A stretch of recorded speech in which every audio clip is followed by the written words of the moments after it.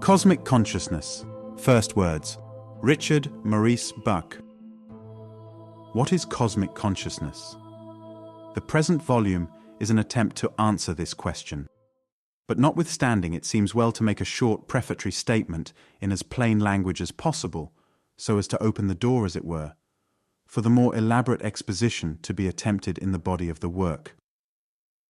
Cosmic consciousness, then, is a higher form of consciousness than that possessed by the ordinary man. This last is called self-consciousness, and is that faculty upon which rests all of our life, both subjective and objective, which is not common to us and the higher animals, except that small part of it which is derived from the few individuals who have had the higher consciousness above named. To make the matter clear, it must be understood that there are three forms, or grades, of consciousness. 1. Simple consciousness, which is possessed by, say, the upper half of the animal kingdom. By means of this faculty, a dog or a horse is just as conscious of the things about him as a man is. He is also conscious of his own limbs and body, and he knows that these are a part of himself. 2. Over and above this simple consciousness, which is possessed by man as by animals, man has another which is called self-consciousness. By virtue of this faculty, man is not only conscious of trees, rocks, waters, his own limbs and body, but he becomes conscious of himself as a distinct entity apart from all the rest of the universe. It is as good as certain that no animal can realize himself in that way. Further, by means of self-consciousness, man, who knows as the animal knows, becomes capable of treating his own mental states as objects of consciousness. The animal is, asere, immersed in his consciousness as a fish in the sea. He cannot, even in imagination, get outside of it for one moment so as to realize it. But man, by virtue of self-consciousness, can step aside, as it were, from himself and think, yes, that thought that I had about that matter is true. I know it is true, and I know that I know it is true.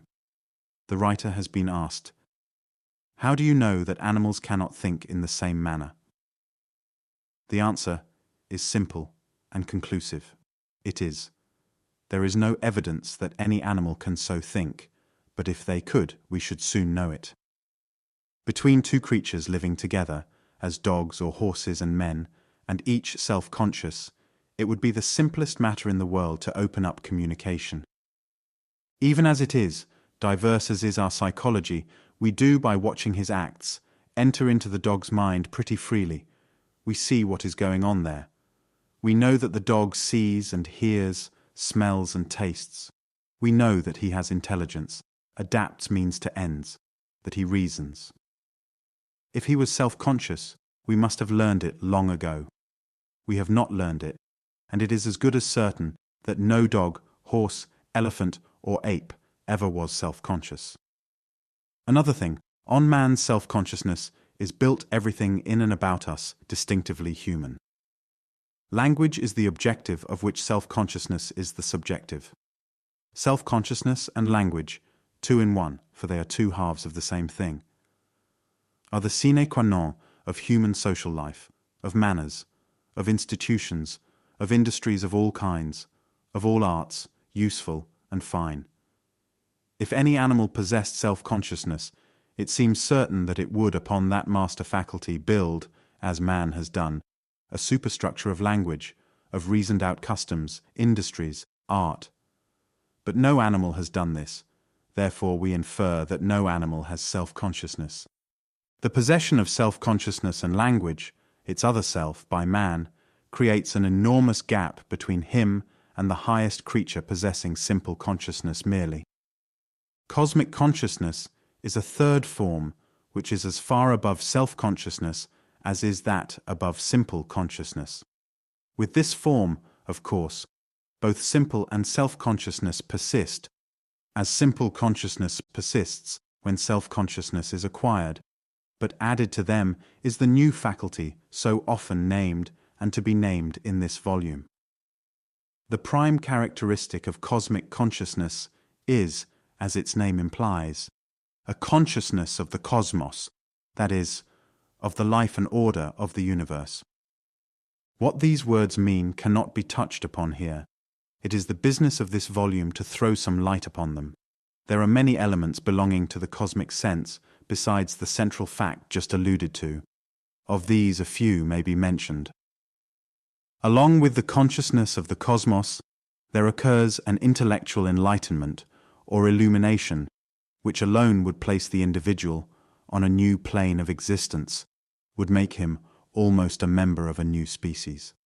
To this is added a state of moral exaltation, an indescribable feeling of elevation, elation, and joyousness, and a quickening of the moral sense, which is fully as striking and more important, both to the individual and to the race, than is the enhanced intellectual power. With these come what may be called a sense of immortality, a consciousness of eternal life, not a conviction that he shall have this, but the consciousness that he has it already. Only a personal experience of it, or a prolonged study of men who have passed into the new life, will enable us to realize what this actually is. But it has seemed to the present writer that to pass in review, even briefly and imperfectly, instances in which the condition in question has existed would be worthwhile. He expects his work to be useful in two ways.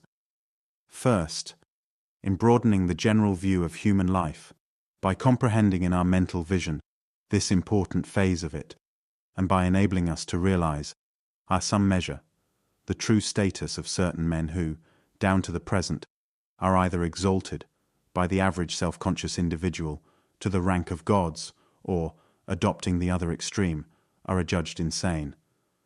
And in the second place, he hopes to furnish aid to his fellow men in a far more practical and important sense.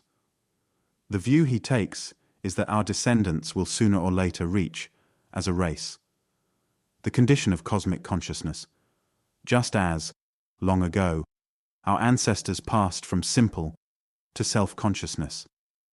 He believes that this step in evolution is even now being made, since it is clear to him both that men with the faculty in question are becoming more and more common, and also that as a race we are approaching nearer and nearer to that stage of the self-conscious mind from which the transition to the cosmic conscious is effected.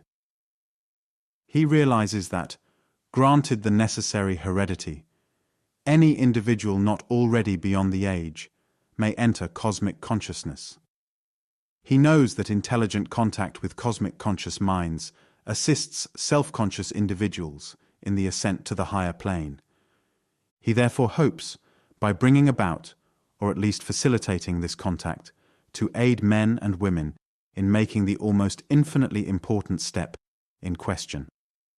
2. The immediate future of our race, the writer thinks, is indescribably hopeful. There are at the present moment impending over us 3 revolutions, the least of which would dwarf the ordinary historic upheaval, called by that name into absolute insignificancy. They are 1. The material, economic, and social revolution, which will depend upon and result from the establishment of aerial navigation. 2. The economic and social revolution, which will abolish individual ownership and rid the earth at once of 2 immense evils, riches and poverty. And 3. The psychical revolution of which there is here question. Either of the first 2 would and will radically change the conditions of and greatly uplift human life. But the third will do more for humanity than both of the former were their importance multiplied by hundreds or even thousands. The 3 operating, as they will, together, will literally create a new heaven and a new earth. Old things will be done away, and all will become new.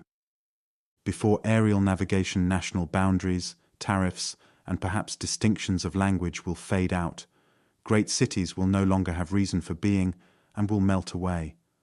The men who now dwell in cities will inhabit in summer the mountains and the seashores, building often in airy and beautiful spots, now almost or quite inaccessible, commanding the most extensive and magnificent views. In the winter, they will probably dwell in communities of moderate size, as the herding together, as now, in great cities, so the isolation of the worker of the soil will become a thing of the past. Space will be practically annihilated. There will be no crowding together and no enforced solitude. Before socialism, crushing toil, cruel anxiety, insulting and demoralizing riches, poverty and its ills will become subjects for historical novels. In contact with the flux of cosmic consciousness, all religions known and named today will be melted down. The human soul will be revolutionized. Religion will absolutely dominate the race. It will not depend on tradition. It will not be believed and disbelieved. It will not be a part of life belonging to certain hours, times, occasions. It will not be in sacred books, nor in the mouths of priests. It will not dwell in churches and meetings and forms and days. Its life will not be in prayers, hymns, nor discourses. It will not depend on special revelations, on the words of gods who came down to teach, nor on any Bible or Bibles. It will have no mission to save men from their sins, or to secure them entrance to heaven. It will not teach a future immortality, nor future glories, for immortality and all glory will exist in the here and now. The evidence of immortality will live in every heart as sight in every eye. Doubt of God and of eternal life will be as impossible as is now doubt of existence. The evidence of each will be the same. Religion will govern every minute of every day of all life.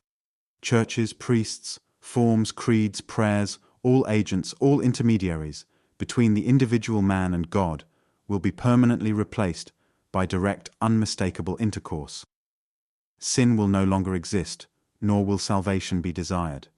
Men will not worry about death or a future, about the kingdom of heaven, about what may come with and after the cessation of the life of the present body.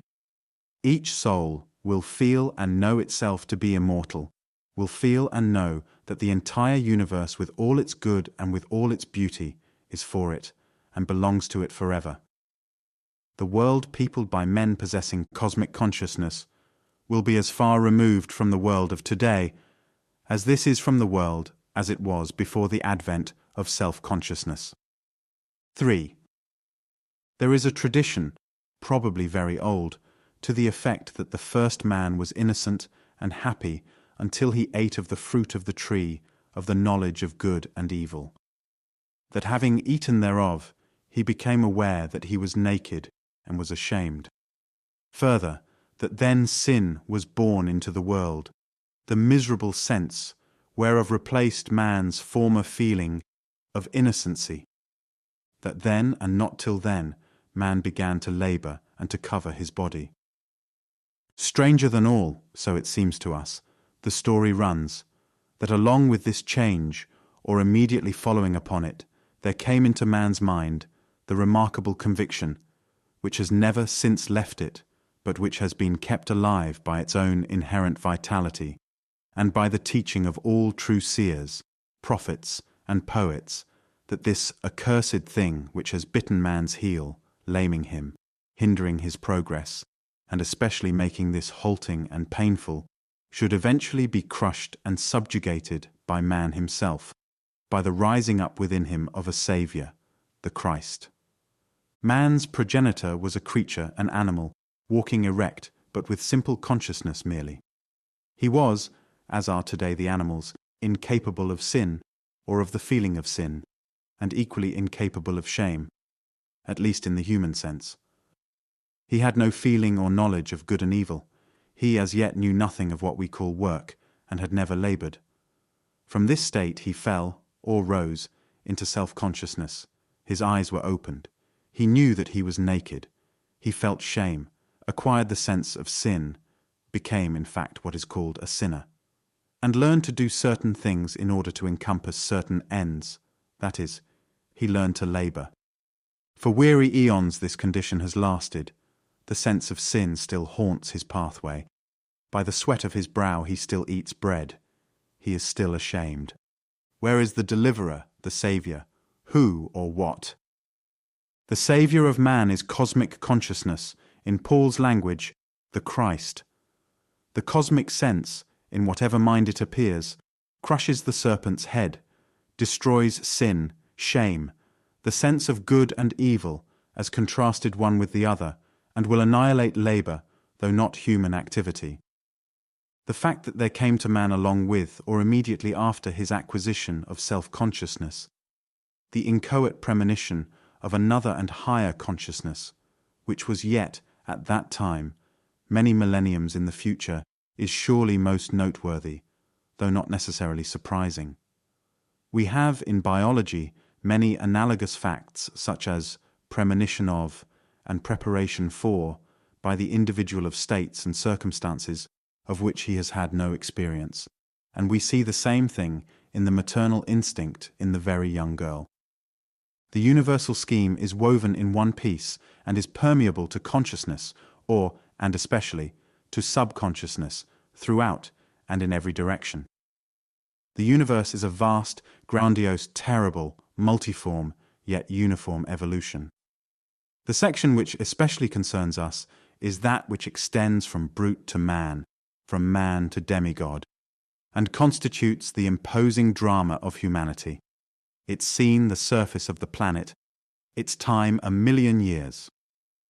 The purpose of these preliminary remarks is to throw as much light as possible on the subject of this volume, so as to increase the pleasure and profit of its perusal.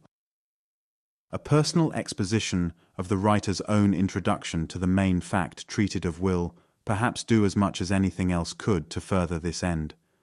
He will therefore frankly set down here a very brief outline of his early mental life and give a short account of his slight experience of what he calls cosmic consciousness. The reader will readily see therefrom whence came the ideas and convictions presented in the following pages. He was born of good middle-class English stock and grew up almost without education on what was then a backwoods Canadian farm. As a child he assisted in such labour as lay within his power, tended cattle, horses, sheep, pigs, brought in firewood, worked in the hayfield, drove oxen and horses, ran errands. His pleasures were as simple as his labours. An occasional visit to a neighbouring small town, a game of ball, bathing in the creek that ran through his father's farm, the making and sailing of mimic ships, the search for birds' eggs and flowers in the spring, and for wild fruits in the summer and fall, afforded him, with his skates and hand-sled in the winter, his homely, much-loved recreations. While still a young boy, he read with keen appreciation Marryat's novels, Scott's poems and novels, and other similar books dealing with outdoor nature and human life.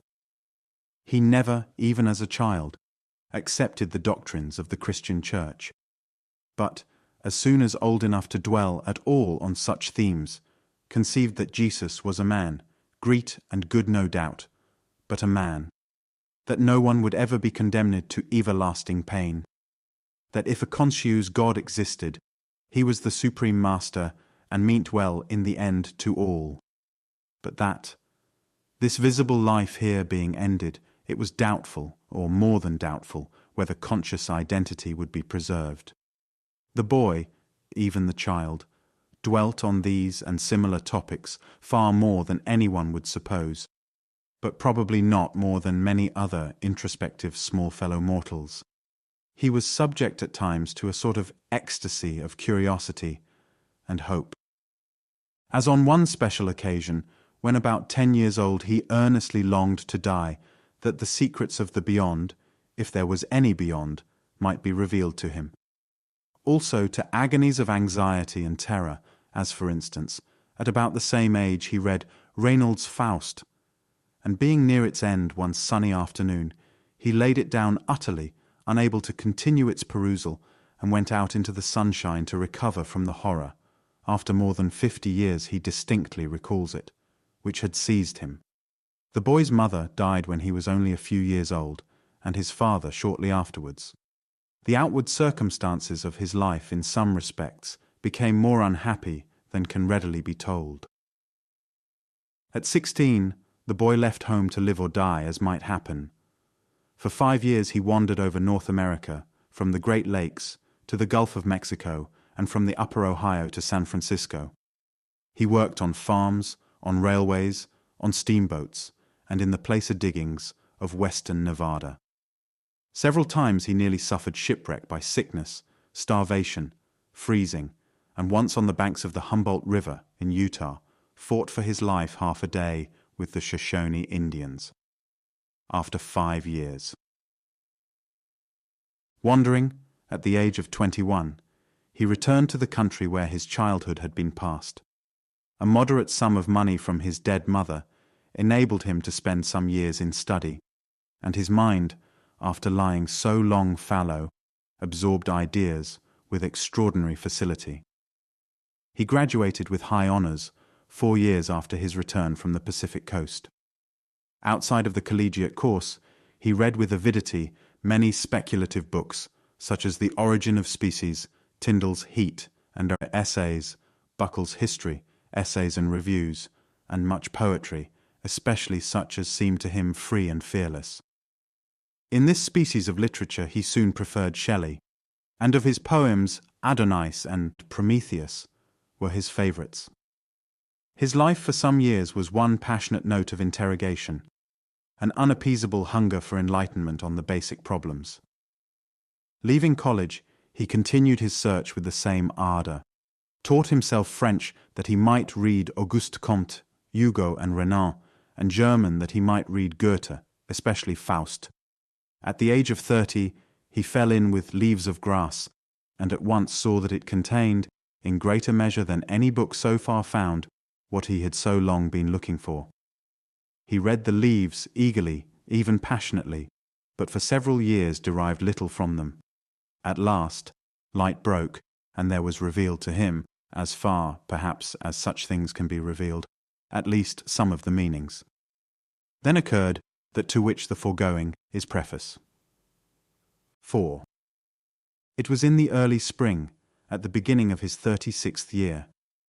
He and 2 friends had spent the evening reading Wordsworth, Shelley, Keats, Browning, and especially Whitman. They parted at midnight, and he had a long drive in a hansom. It was in an English city. His mind, deeply under the influence of the ideas, images and emotions called up by the reading and talk of the evening, was calm and peaceful. He was in a state of quiet, almost passive enjoyment. All at once, without warning of any kind, he found himself wrapped around, as it were, by a flame-colored cloud. For an instant he thought of fire, some sudden conflagration in the great city. The next, he knew that the light was within himself. Directly afterwards came upon him a sense of exultation, of immense joyousness accompanied or immediately followed by an intellectual illumination quite impossible to describe. Into his brain streamed one momentary lightning flash of the Brahmic splendor, which has ever since lightened his life. Upon his heart fell one drop of Brahmic bliss, leaving thenceforward for always an aftertaste of heaven. Among other things he did not come to believe. He saw and knew that the cosmos is not dead matter, but a living presence, that the soul of man is immortal, that the universe is so built and ordered that without any peradventure all things work together for the good of each and all, that the foundation principle of the world is what we call love, and that the happiness of everyone is in the long run absolutely certain. He claims that he learned more within the few seconds during which the illumination lasted than in previous months or even years of study, and that he learned much that no study could ever have taught. The illumination itself continued not more than a few moments, but its effects proved ineffaceable. It was impossible for him ever to forget what he at that time saw and knew. Neither did he, or could he, ever doubt the truth of what was then presented to his mind. There was no return, that night or at any other time, of the experience. He subsequently wrote a book in which he sought to embody the teaching of the illumination. Some who read it thought very highly of it, but, as was to be expected for many reasons, it had little circulation. The supreme occurrence of that night was his real and sole initiation to the new and higher order of ideas. But it was only an initiation. He saw the light, but had no more idea whence it came and what it meant than had the first creature that saw the light of the sun. Years afterwards he met C.P., of whom he had often heard as having extraordinary spiritual insight. He found that C.P. had entered the higher life, of which he had had a glimpse and had had large experience of its phenomena. His conversation with C.P. threw a flood of light upon the true meaning of what he had himself experienced. Looking round then, upon the world of man, he saw the significance of the subjective light in the case of Paul and in that of Muhammad. The secret of Whitman's transcendent greatness was revealed to him. Certain conversations with J.H.J. and with J.B. helped him not a little. Personal intercourse with Edward Carpenter, T.S.R., C.M.C., and M.C.L. assisted greatly in the broadening and clearing up of his speculations, in the extension and coordination of his thought. But much time and labor were still required before the germinal concept could be satisfactorily elaborated and matured. The idea, namely, that there exists a family sprung from, living among, but scarcely forming a part of ordinary humanity, whose members are spread abroad throughout the advanced races of mankind and throughout the last 40 centuries of the world's history. The trait that distinguishes these people from other men is this: their spiritual eyes have been opened and they have seen. The better-known members of this group who, were they collected together, could be accommodated all at one time in a modern drawing-room, have created all the great modern religions, beginning with Taoism and Buddhism, and speaking generally, have created through religion and literature modern civilization. Not that they have contributed any large numerical proportion of the books which have been written, but that they have produced the few books which have inspired the larger number of all that have been written in modern times. These men dominate the last 25, especially the last 5, centuries as stars of the first magnitude dominate the midnight sky. A man is identified as a member of this family by the fact that at a certain age he has passed through a new birth and risen to a higher spiritual plane. The reality of the new birth is demonstrated by the subjective light and other phenomena. The object of the present volume is to teach others what little the writer himself has been able to learn of the spiritual status of this new race. 5. It remains to say a few words upon the psychological origin of what is called in this book cosmic consciousness, which must not be looked upon as being in any sense supernatural or supranormal, as anything more or less than a natural growth. Although in the birth of cosmic consciousness the moral nature plays an important part, it will be better for many reasons to confine our attention at present to the evolution of the intellect. In this evolution, there are 4 distinct steps. The first of them was taken when upon the primary quality of excitability sensation was established. At this point began the acquisition and more or less perfect registration of sense impressions, that is, of percepts.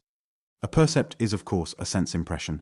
A sound is heard, or an object seen, and the impression made is a percept. If we could go back far enough, we should find among our ancestors a creature whose whole intellect was made up simply of these percepts. But this creature, whatever name it ought to bear, had in it what may be called an eligibility of growth, and what happened with it was something like this. Individually, and from generation to generation, it accumulated these percepts, the constant repetition of which, calling for further and further registration, led, in the struggle for existence, and, under the law of natural selection, to an accumulation of cells in the central sense ganglia. The multiplication of cells made further registration possible. That, again, made further growth of the ganglia necessary, and so on. At last, a condition was reached in which it became possible for our ancestor to combine groups of these percepts into what we today call a recept. This process is very similar to that of composite photography. Similar percepts, as of a tree, are registered one over the other until, the nerve center having become competent to the task, they are generalized into, as it were, one percept. But that compound percept is neither more nor less than a recept, a something that has been received. Now the work of accumulation begins again on a higher plane. The sensory organs keep steadily at work manufacturing percepts. The receptual centers keep steadily at work manufacturing more, and yet more recepts from the old and the new percepts. The capacities of the central ganglia are constantly taxed to do the necessary registration of percepts, the necessary elaboration of these into recepts, and the necessary registration of recepts. Then, as the ganglia by use and selection are improved, they constantly manufacture from percepts, and from the initial simple recepts, more and more complex, that is, higher and higher recepts. At last, after many thousands of generations have lived and died, comes a time when the mind of the animal we are considering has reached the highest possible point of purely receptual intelligence. The accumulation of percepts and of recepts has gone on until no greater stores of impressions can be laid up, and no further elaboration of these can be accomplished on the plane of receptual intelligence. Then another break is made, and the higher recepts are replaced by concepts. The relation of a concept to a recept is somewhat similar to the relation of algebra to arithmetic. A recept is, as I have said, a composite image of hundreds, perhaps thousands, of percepts. It is itself an image abstracted from many images, but a concept is that same composite image, that same recept, named, ticketed, and as it were, dismissed. A concept is in fact neither more nor less than a named recept. The name, that is, the sign, as in algebra, standing henceforth for the thing itself, that is, for the recept. Now it is as clear as day to anyone who will give the least thought to the subject that the revolution by which concepts are substituted for recepts increases the efficiency of the brain for thought, as much as the introduction of machinery increased the capacity of the race for work, or as much as the use of algebra increases the power of the mind in mathematical calculations. To replace a great cumbersome recept by a simple sign was almost like replacing actual goods, as wheat, fabrics and hardware, by entries in the ledger.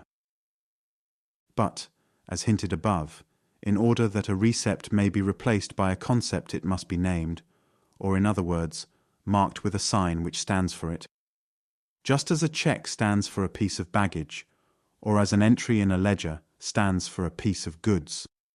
In other words, the race that is in possession of concepts is also, and necessarily, in possession of language.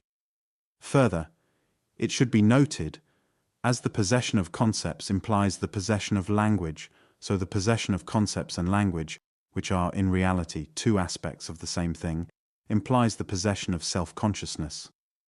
All this means that there is a moment in the evolution of mind when the receptual intellect, capable of simple consciousness only, becomes almost or quite instantaneously a conceptual intellect in possession of language and self-consciousness.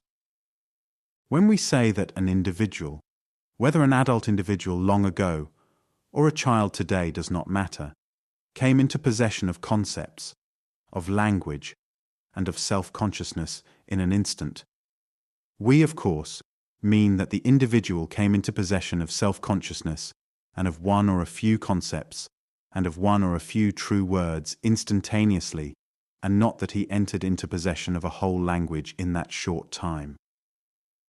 In the history of the individual man, the point in question is reached and passed at about the age of 3 years.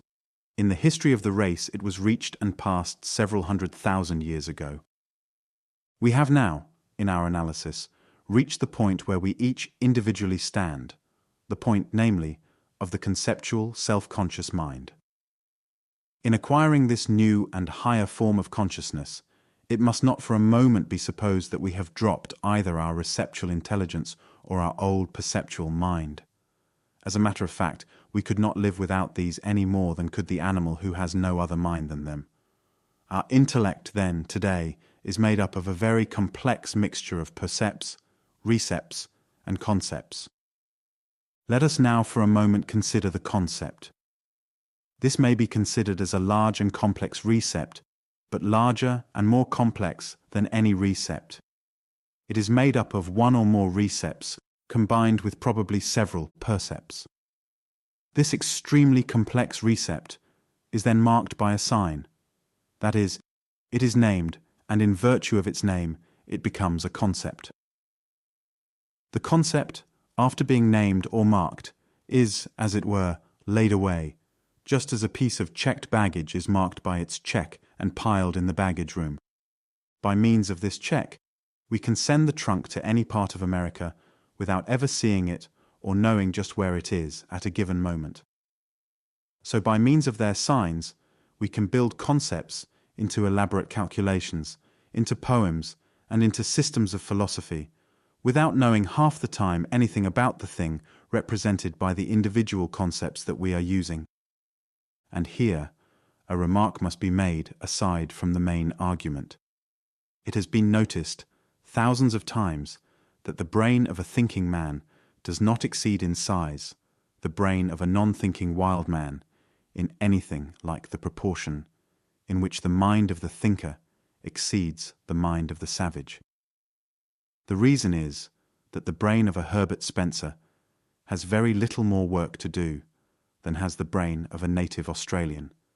For this reason, that Spencer does all his characteristic mental work by signs or counters, which stand for concepts, while the savage does all or nearly all his by means of cumbersome recepts. The savage is in a position comparable to that of the astronomer who makes his calculations by arithmetic, while Spencer is in the position of one who makes them by algebra. The first will fill many great sheets of paper with figures and go through immense labor. The other will make the same calculations on an envelope and with comparatively little mental work. The next chapter in the story is the accumulation of concepts. This is a double process. From the age, we will say, of 3 years, each one accumulates year by year a larger and larger number, while at the same time the individual concepts are becoming constantly more and more complex. Consider, for instance, the concept science as it exists in the mind of a boy and of a middle-aged thinking man. With the former, it stood for a few dozen or a few hundred facts, with the latter for many thousands. Is there to be any limit to this growth of concepts in number and complexity? Whoever will seriously consider that question will see that there must be a limit. No such process could go on to infinity. Should nature attempt such a feat, the brain would have to grow until it could no longer be fed, and a condition of deadlock be reached, which would forbid further progress. We have seen that the expansion of the perceptual mind had a necessary limit, that its own continued life led it inevitably up to and into the receptual mind, that the receptual mind, by its own growth, was inevitably led up to and into the conceptual mind.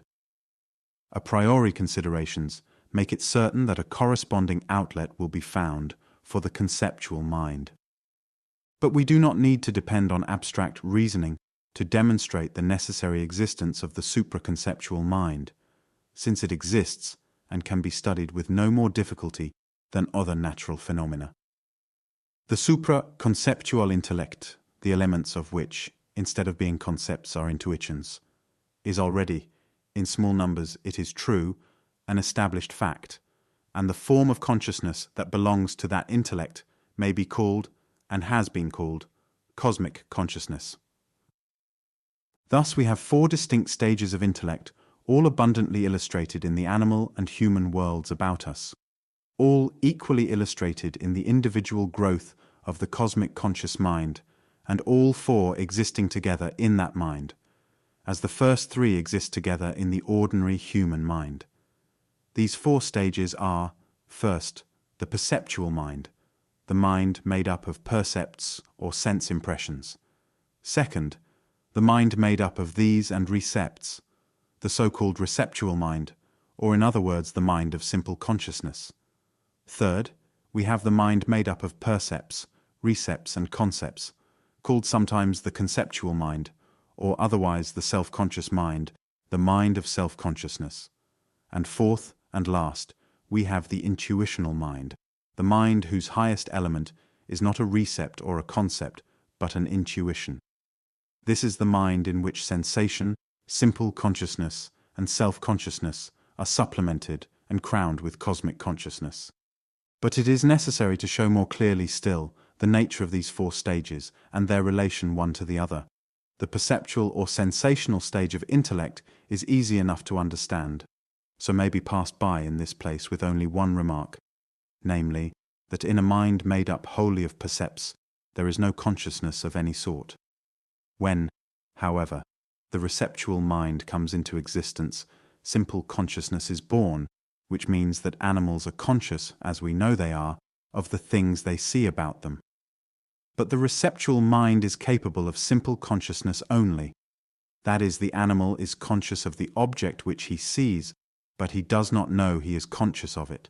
Neither is the animal conscious of itself as a distinct entity or personality. In still other words, the animal cannot stand outside of itself and look at itself as any self-conscious creature can. This, then, is simple consciousness. To be conscious of the things about one, but not to be conscious of one's self.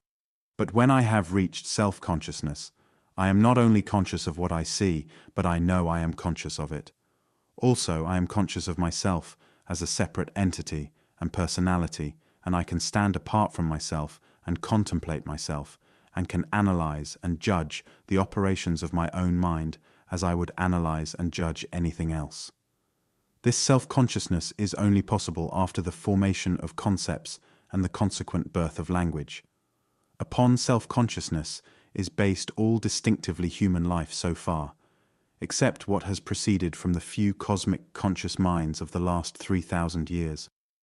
Finally, the basic fact in cosmic consciousness is implied in its name. That fact is consciousness of the cosmos. This is what is called in the East the Brahmic splendor, which is in Dante's phrase, capable of transhumanizing a man into a god. Whitman, who has an immense deal to say about it, speaks of it in one place as ineffable light, light rare, untellable, lighting the very light, beyond all signs, descriptions, languages. This consciousness shows the cosmos to consist not of dead matter governed by unconscious, rigid, and unintending law. It shows it on the contrary as entirely immaterial, entirely spiritual, and entirely alive. It shows that death is an absurdity, that everyone and everything has eternal life. It shows that the universe is God, and that God is the universe, and that no evil ever did or ever will enter into it. A great deal of this is, of course, from the point of view of self-consciousness, absurd. It is nevertheless undoubtedly true. Now, all this does not mean that when a man has cosmic consciousness, he knows everything about the universe. We all know that when at 3 years of age we acquired self-consciousness, we did not at once know all about ourselves. We know, on the contrary, that after a great many thousands of years of experience of himself, man still today knows comparatively little about himself, considered even as a self-conscious personality. So neither does a man know all about the cosmos, merely because he becomes conscious of it. If it has taken the race several 100,000 years to learn a smattering of the science of humanity since its acquisition of self-consciousness, so it may take it millions of years to acquire a smattering of the science of God after its acquisition of cosmic consciousness. As on self-consciousness is based the human world as we see it, with all its works and ways, so on cosmic consciousness is based the higher religions and the higher philosophies and what comes from them, and on it will be based, when it becomes more general, a new world of which it would be idle to try to speak today. The philosophy of the birth of cosmic consciousness in the individual is very similar to that of the birth of self-consciousness. The mind becomes overcrowded, as it were, with concepts, and these are constantly becoming larger, more numerous, and more complex. Some day, the conditions being all favorable, the fusion, or what might be called the chemical union, of several of them and of certain moral elements takes place. The result is an intuition and the establishment of the intuitional mind, or, in other words, cosmic consciousness. The scheme by which the mind is built up is uniform from beginning to end. A recept is made of many percepts, a concept of many or several recepts and percepts, and an intuition is made of many concepts, recepts, and percepts, together with other elements belonging to and drawn from the moral nature. The cosmic vision, or the cosmic intuition, from which what may be called the new mind takes its name, is thus seen to be simply the complex and union of all prior thought and experience. Just as self-consciousness is the complex and union of all thought and experience prior to it.